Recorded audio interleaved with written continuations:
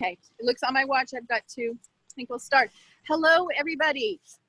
Welcome to RBCM Outside. And my name is Liz Crocker. I'm a learning program developer here at the Royal BC Museum. And I'm here today with Dr. Ken Marr. You might see him in the background there. He was there skulking around the plants. We're going to get to Ken in a minute. I'd like to first acknowledge that we're here, the museum grounds are on the territory of the Lekwungen speaking people, the Esquimalt and Songhees First Nations. I'm very grateful to be working, especially these days, and to be able to work and learn here. And also because it's raining, we are still social distancing, and I have my assistant here today. I'm going to flip the camera. My daughter is holding, wave Emily, she's holding the umbrella over the camera so we don't get too wet today. So just what we're going to try is following Ken around the garden, Dr. Ken Marr, and with the camera. And the only issue might be some buses going by. So we might have to repeat things every once in a while. So Kim will let us know. Kim, I've got Kim in learning there from home, working the Zoom room. So just to say also the next outside program will be May 6th. And we're going to be at a beach with an invertebrate biologist. And that's going to be great. So watch the website for that. So in this format, it's a webinar, so we can't see or hear you. You can see and hear us. But we can get your comments through Facebook Live chat and also through the Zoom chat. And we've got staff that are looking at those, and they'll pass those questions on to us. And yes, and also Kim is going to be sharing some links in the chat window as well of some of the plants that Ken is going to mention. And oh, there goes a trusty security guard. Wave, Steve. And yeah, so we're gonna follow along with Ken, who is curator of botany at the Royal BC Museum, and he is very knowledgeable. And sometimes what I find is people think that they can't go into nature and try to, for example, share nature or teach nature to children. If you're a parent or a teacher or both, or a grandparent or a guardian or anything, because they don't know enough about it. And the great thing about nature is, of course, you don't have to know anything. You just have to get outside and just appreciate it. And nature is really great for mindfulness and for really training yourself to just sit and be still and observe. So I have, because it's Earth Day, did I say Happy Earth Day? I meant to. Happy Earth Day. Because it's Earth Day, before we go on to this very knowledgeable scientist over here, I've got a couple things that you can do at home, either with children or people that are young at heart, which hopefully is you, because people I find that go to museums are really curious, and curiosity keeps us young. So a couple of things you can do from home. You don't even have to go outside to do these activities, and they're getting wet. So if you've got young kids, give them a clipboard. You can make a clipboard yourself if you don't have one. Sometimes to make these little ones is great because they're so tiny. Especially with little ones, it helps them make them feel more engaged in the process because they've got their own thing to write on. They don't have to know how to write. They can draw and just sit and observe what they're seeing. You can do that from inside an apartment building if you can't get out, for example, and just observe out the window. Start watching birds. That will open up a whole world for you. Start watching birds. The other quick Earth Day activity I have is rainbow chips. Not my idea. I can't remember where this came from. I'm not taking credit for it, but it's a super easy nature appreciation activity. You just cut up a whole bunch of pieces of paper. And if you don't have different colored paper at home, you could just color in white paper, for example. And then you give these to your learners, who could be kids or adults. And these are like their search images, and then they wander through nature looking, like, where can I find, they go up to things and match. Is there something this exact shade of green? Is there maybe a blossom is that color yellow? And if you've got blues in there, if it was a different kind of day, you might look up and find the blue matching the sky. You can use all different kinds of colors. And of course, this activity changes with the season. And again, you can do that from inside too. You don't have to be outside. But it's a great one to just get eyes to start looking deeper. Very fun to do with adults too. Finally, my last Earth Day activity, my favorite. Amelie's laughing at me. Dental mirrors, so fun. Maybe from the last time you were at the dentist. Really great with little ones, but also adults. I challenge you to try it too. You get down low. I'm not going to do it now too hard with the camera, and just use the dental mirror to look underneath plants, especially with ferns. Are so cool. All the little spores that are growing underneath the ferns. That might actually not be the right term. We'll find out from the botanist here in a minute. But just go around with, you can do this in your house plants, especially young kids that are short. They really like this because it's really looking at that ground, that world underneath where they are really close to at this point in their lives. Okay, so I hope you can get out and explore a little bit on your own. And we are going to turn it over to Ken now. Hold on one sec. Gotta get my bag so I don't leave it behind in the rain. All right, it's already soaking wet. Okay, I'm just gonna turn over. Ken, you can come closer now. Ken and I are social distancing. Oh, I gotta turn the camera around, hang on. There we go. Okay. Happy Earth Day, everybody. Isn't it appropriate that it's raining? Water is the basis of life on this planet.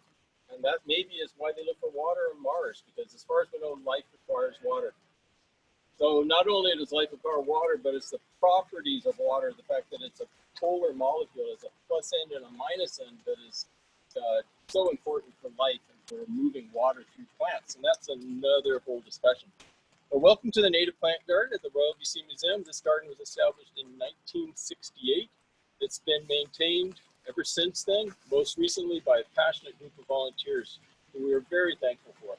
And I miss them all, and the weeds are accumulating here, so hopefully soon we can all get back to work. There's somewhere between 250 and 350 different species in this garden. It's quite astonishing. And what you can enjoy from this garden is the fact that you can use some of the native plants in British Columbia, especially southwest British Columbia, for landscaping in your own yard. Benefits of that is you don't have to do the maintenance of mowing your grass, and you benefits pollinating insects and other insects that rely on these plants for food. So I'm just standing in front of a fairly familiar plant to everyone here on the West Coast. This is Salal. You may know it better in floral arrangements, and it hasn't quite flowered yet. Ooh. Here we go, Liz. This is a good one here. We got to get the umbrella over the camera. There we go. Salal has edible berries, edible fruit. They're not actually true berries, but that, again, is a discussion for another day. This is just one of the many edible plants that are present here on the coast, as well as other parts of British Columbia. And underneath the Salal, and over here, Liz, you'll see the big heart-shaped leaves. That plant is called False Lily of the Valley.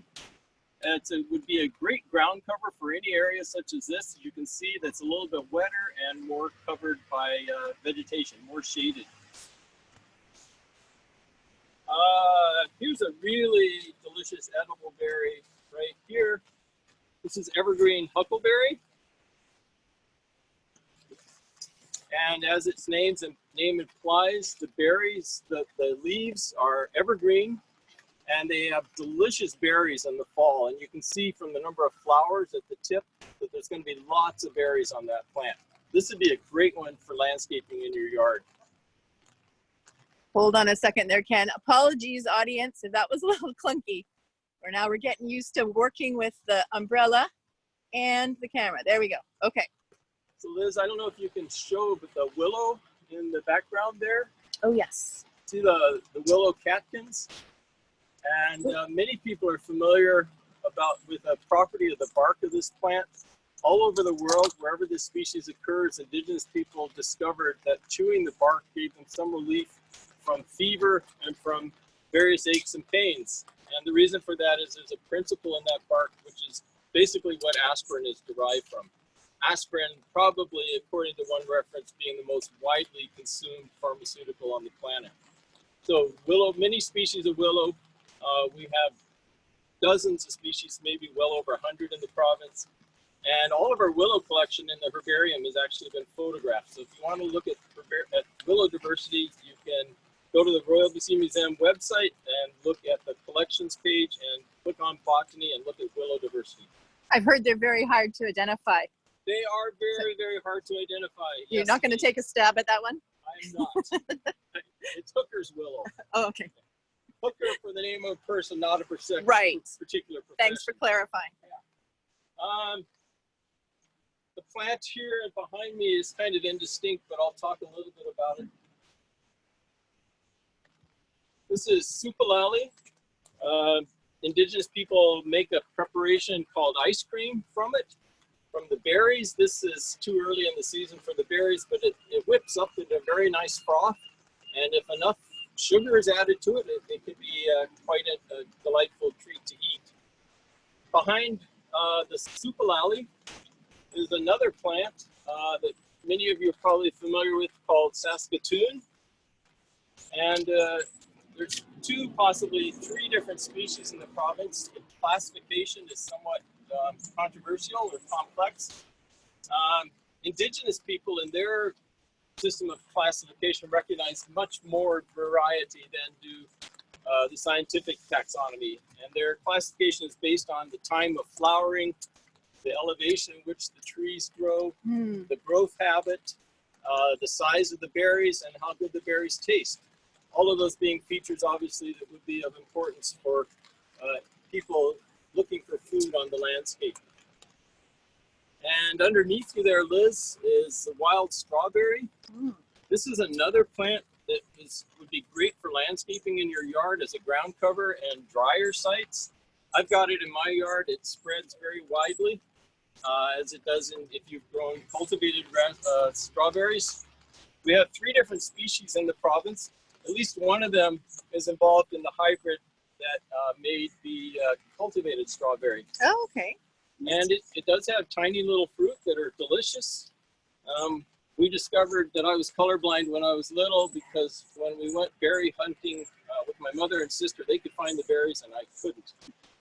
I think it's mostly because they're small, but also because they're red. So I have red-green color blindness. Oh, I think, sorry, Ken. Yeah. Kim, what is it?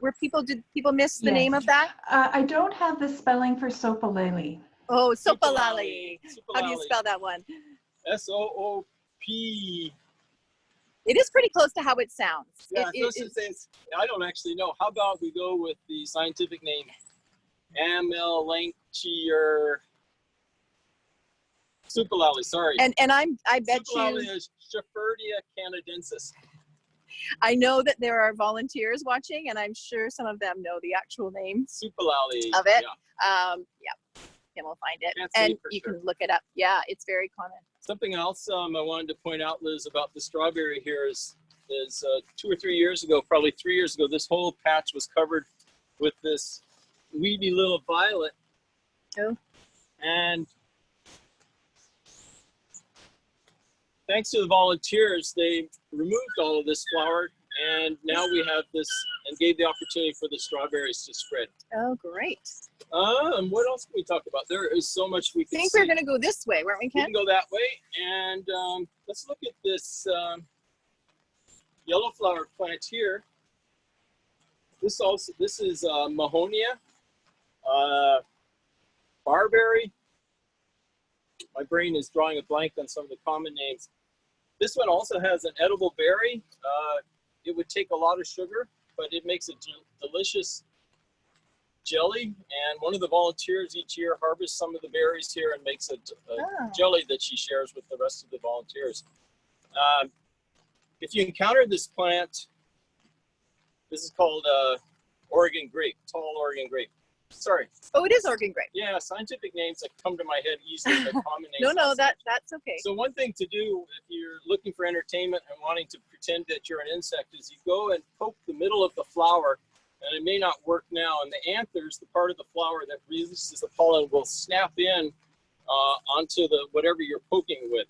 So imagine an insect going into the flower and walking around, and they would be bumping into those anthers, and they close onto their body and deposit the pollen. Another great landscaping plant, there actually are quite a few in here, is this kinnikinick or barberry, or the scientific name, which I love to say, is Arctostaphylos uva ursi. Say it again, Ken. Arctostaphylos uva ursi. Should I get you to say it 10 times fast? No. Okay, let me go close here. Okay. And I don't know if you can see, Liz, but look at that flower right there. Mm-hmm. And I put some here on the deck as Yep. we are keeping 6 feet apart. Yep. And you can see a little hole drilled in the bottom of the flower. Oh, So that yeah. is a phenomenon called nectar robbing. So some insect, probably a bee with some nice chewing mouth parts, rather than going in through the front of the flower to get nectar and to pollinate the plant, they just rob the flower of its nectar, but they don't come in contact with the sexual parts. They don't come in contact with the pollen. So the plant doesn't get pollinated, but the insect gets the nectar. Wow. Right beside you, Liz, Clever. is another little story that's happened here in the garden. On the far left is kinnikinick leaf. And then in the middle is a hybrid, and there is hairy manzanita. So Okay. those are two species that occur in the wild here. And wherever they come together, hybrids form. So hybrids form spontaneously here in the garden as well. That is interesting. It does it spontaneously. Yeah. So kinnikinick has berries. You would have to be really, really hungry to want to eat them. They're pretty mealy, but they're not poisonous. And here right now you can see a bee. It's moved off, but this is black twinberry. It's a type of honeysuckle, and bees benefit from the pollen and from the nectar of the flowers. This is a plant that grows all the way from the shoreline almost into the alpine. So anywhere in your garden, it could thrive. That's beautiful. Oh, should we look at camas? Wonder if hummingbirds like that one. Oh, you can show if you can show us. Do like that do one. they? I forgot to mention that. Yeah, you could point out any ones that hummingbirds love. Oops, I'm sure people would like to. Yeah, so hummingbird flowers, this twin flower, that's a plant that hummingbirds visit. I have it growing in my yard. It does very well. And now let's look at camas, which most people are familiar with here.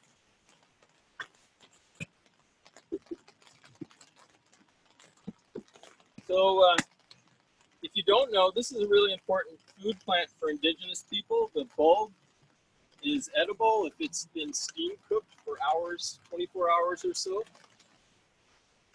If you go to a meadow to harvest this bulb, be sure you go after they flower. They often grow together with a plant called death camas. How are we doing with sound, Kim? Are you hearing okay, everyone? We are, yes. Okay, good. Yep, it's Yeah. good. But keep up the loudness. That's great. Keep up the loudness, yeah. There goes a bus. Okay. Yeah, sorry, that's not a great patch of camas, but I'll just go back a little bit. You can see the beautiful color of them. So if you want to see a great patch of camas, and they're just starting to come in flower, Oh, go yeah. on the side of the museum that faces the legislature, and there's a large bed of it there. And of course, you can see these plants around town as well. So we have a full spectrum of, full story of plant evolution actually here in the garden. I'm just going to look at these ferns here. I'm just going to pick one off. Liz, you can see the bundles underneath there. Those are the little bodies that are called sori that release spores. So ferns don't reproduce by seed; they reproduce by spore. And the spore doesn't grow into the fern plant that you see there now. And Kim maybe has the life cycle on the slide. Oh, okay.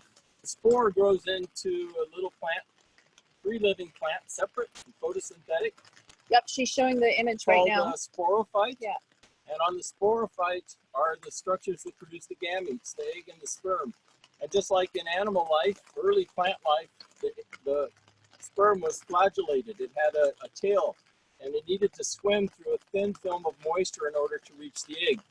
So fern, the gametophyte almost always must grow in a moist environment. Even in the desert, you can find ferns, but there has to be a little bit of moisture where they grow. Later on in plant evolution, the sperm lost its flagella because pollen, which contains the sperm, is transported by wind and by insects. So it no longer became important for the male gamete to have a flagellum, a tail, to swim to the female. Huh. What else do you want to look at, Kim?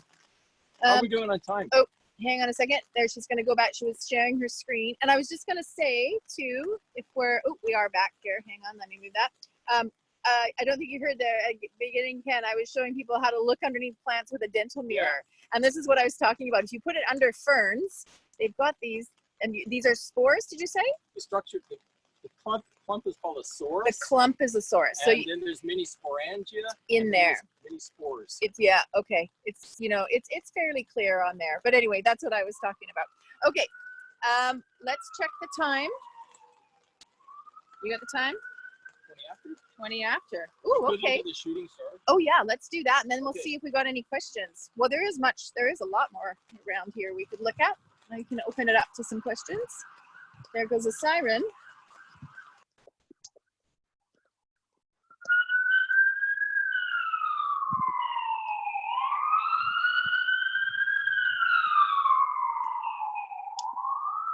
Ah, beautiful. Okay, if I get close there, you can back up and you can tell us about them. How about that? So shooting star, the flower is sort of inside out, and the sexual parts are pointing upwards on the top flower there, Liz. The dark structures are the anthers, and they release the pollen. But they release it in little terminal pores, and the insect doesn't actually brush against it. The insect, probably bees, do what's called buzz pollination. So they hover there beneath the anthers, beside the anthers, depending on how the flower is oriented, and they vibrate their wings, and they literally vibrate the pollen out of the anthers, and it's deposited on their bodies. There's another plant here called a type of mustard. These white flowers, and the leaves are quite mustard tasting. I wouldn't. I think we missed that. Ken popped it into his mouth. And it has a wonderful flavor, just like arugula. Oh, okay. But we are not recommending you taste anything unless you're with someone who knows absolutely what it is. And again, if you look on the underneath the vegetation here, the shrubs here, you can see this false lily of the valley, which anywhere in your yard that is and shaded, this would be a great ground covering. You can see how effective it is here. Beautiful.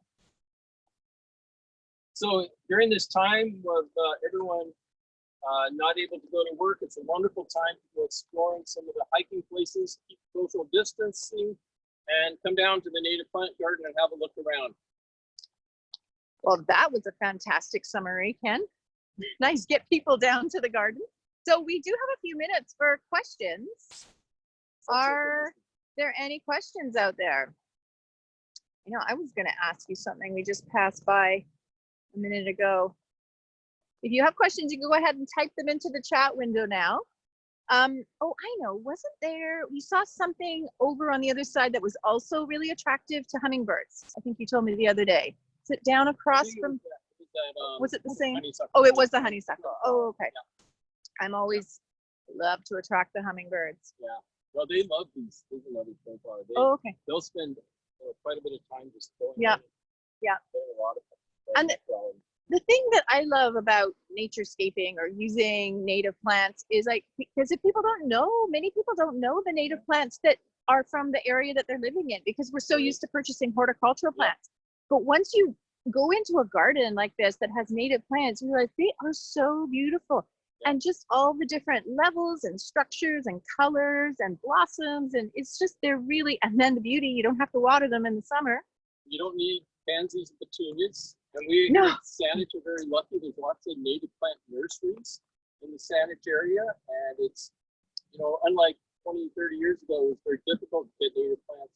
Now, especially on the Saanich Peninsula, you can find native plants for sale. A number of businesses have them. Yes, all over the province, that is increasingly the case. That's so great. I see that a question went across there. Yeah, Kim, what's that question? Also, there's a couple. There's one question from Facebook. Tony remembers visiting the native plant garden a few years back, and he thought he saw some great Devil's Club. Is there Devil's Club near around, or wild ginger? Did you hear the question? Yeah, there is Devil's Club. We tried. Yeah, Devil's Club is growing right between the archives building, right beneath the entrance, the upper entrance to the archives building, and it probably hasn't formed leaves yet. Year after year, I wait and see if it's going to come out, and it always does. There has been wild ginger here in the past. We tried it again, and I'm not sure any of them survived. Wild ginger is it is a native plant. It's not the culinary ginger, but it has pretty much a similar odor as the culinary ginger. Oh. Okay, I can Well, go on more. Yeah, he will go on. What was the other questions there, Kim? I didn't see them. I know she said there was a couple of questions. What is the official name for honeysuckle? What is the The scientific name? Yeah, probably. Lonicera involucrata.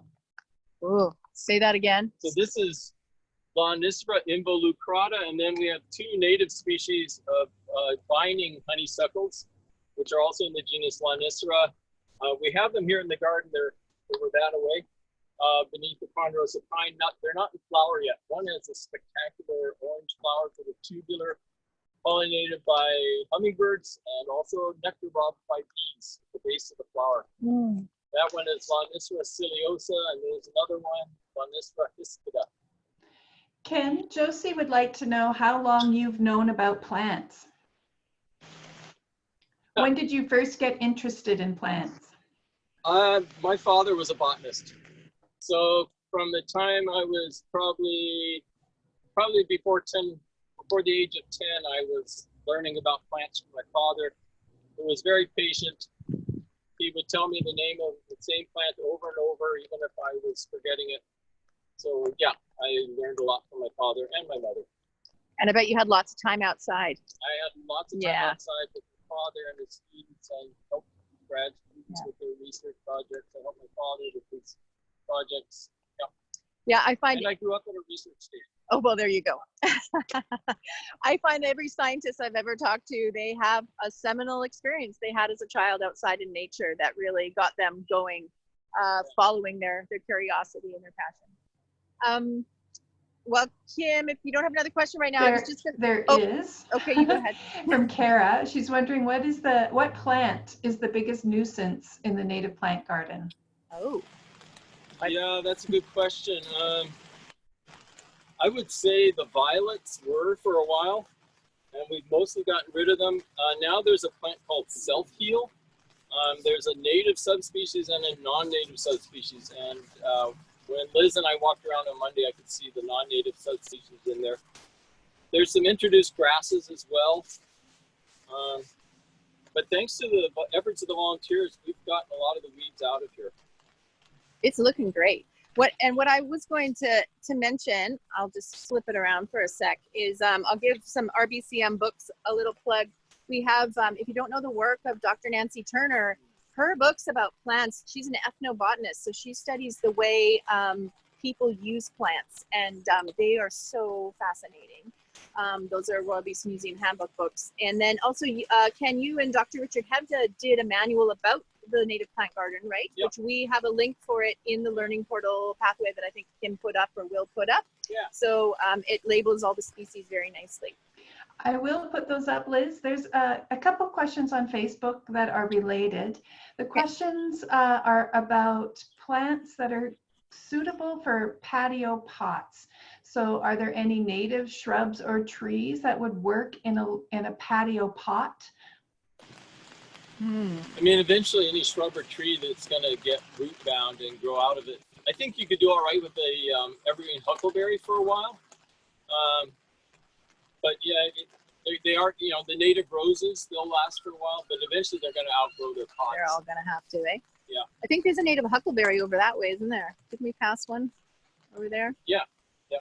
And go peek at it? We looked at it earlier. Oh, we did? Yeah. Oh, right. That's right. Right at the beginning. Yeah. That's all right. Any other questions, Kim? I think we're almost out of time. I think that's, we're good from Facebook there. And I'll just mention that question was in part from Angela Williams, who says, hello, Ken. Aw, that's great. Hello, Ange. Miss you very much. Okay, what I'm going to do is turn around the camera so Ken's in the background, a nice social distance. Oh, yeah.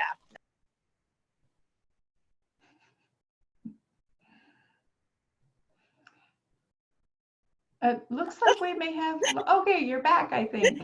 Sorry. I was trying to not move the tripod. There we go. Okay, Ken, you can wave. We're gonna sign off. Say goodbye. Thank you very much for joining us, everybody. Happy Earth Day. Happy Earth Day. I hope you can get out at least for a breath of fresh air and not get too wet. And stay well, stay healthy, and we'll see you in a couple of weeks. Thank you. Bye-bye.